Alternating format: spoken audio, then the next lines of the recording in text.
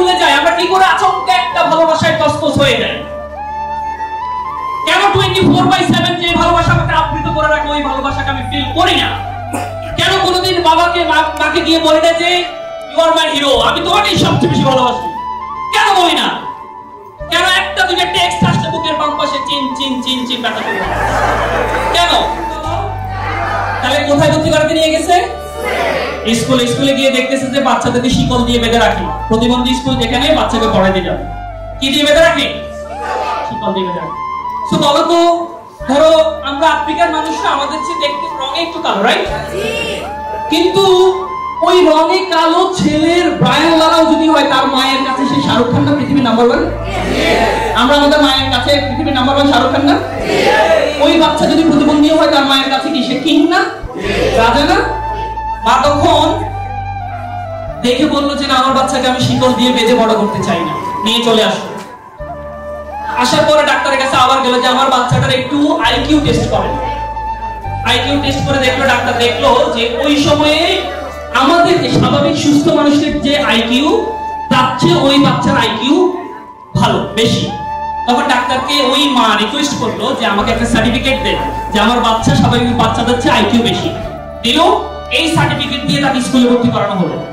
এবং এই মায়ের কষ্ট বাচ্চাটার পিছনে চলতেই আছে, উচ্চ মাধ্যমিক পর্যন্ত নিয়ে যাইতো, আনতো, অনেক কষ্ট। এই কষ্ট করার পর ওই বাচ্চা উচ্চ মাধ্যমিকে ওই স্কুলে সর্বোচ্চ রেজাল্ট করলো।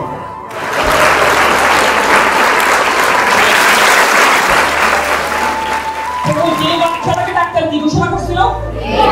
সেই বাচ্চা 20 বছর, 22 বছর, 18 বছর পরে এসে তার স্কুলে, তার কলেজে সর্বোচ্চ রেজাল্ট করলো। মা তো এখন আরো চাঙ্গা হয়ে গেছে। মা চিন্তা করছে যে আমার ছেলেকে এখন আমি আরো বড় করব।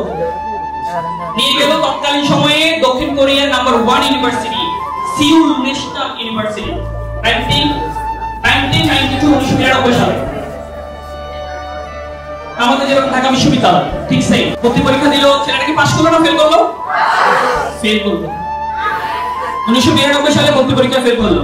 তো মা তখন আরো চেপে উঠছে যে আমি আবার পরীক্ষা দেব। আমরা কি করতাম? আমরা বলতাম এই বেটা গাধা গরু তোর দিয়ে কিছু হয় না, রিকশা কিন একটা। অথবা বলতাম যে ভালো করে হাড়ি পাতিল মাজা শিখে ফেল, তাই না? এভাবে বলা যাবে না। এভাবে বললে আমাদের বাচ্চারা কিন্তু অনেক বড় হতে পারবে না। সো দেন 1993 সালে আবার পরীক্ষা দিল সিউল ন্যাশনাল ইউনিভার্সিটিতে। পৃথিবীর ইতিহাসে প্রথম সিউল ন্যাশনাল ইউনিভার্সিটির প্রথম প্রতিবন্ধী শিশু হিসেবে সে প্রথম চান্স পেল।